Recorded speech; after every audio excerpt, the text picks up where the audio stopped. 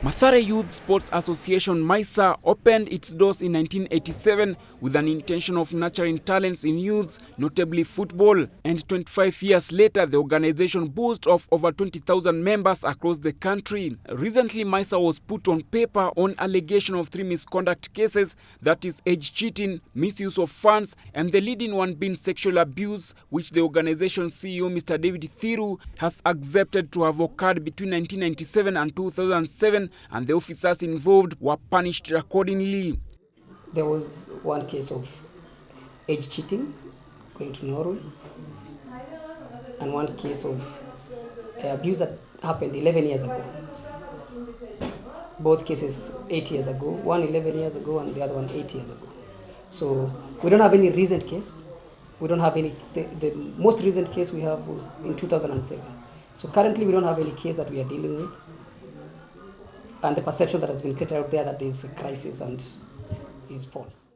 He, however, termed the recent resurrection of the story to the press as a blackmail by the source, to who in this case is Tona Foundation in Norway, who until this year were partners to MYSA and parted ways following disagreement on managerial matters.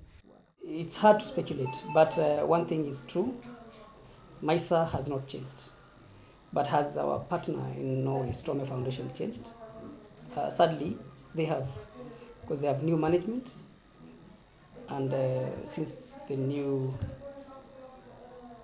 head of the organization took over, they've cut our funding by 40%, and this looks like a continuation of the policy of cutting us out of their program.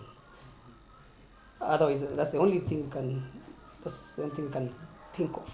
It was alleged that officers in MYSA exploited girls sexually in exchange of trips to Norway. This story happened 11 years ago. I confirm that. And we have records. We can show that. We have the records in our confidential files. And since MYSA started, we only had 2 cases of sexual abuse, and they were not like the media is putting it. They were just allegations, and then we suspended these people from the organizations, and we have the proof. We've never had any case of sexual abuse. We've never. Okay, like for me, when I was in the Norway Cup trials, because we go for trials, there's a selection that goes around, and MYSA has 16 zones, so they have to pick the best in the zone.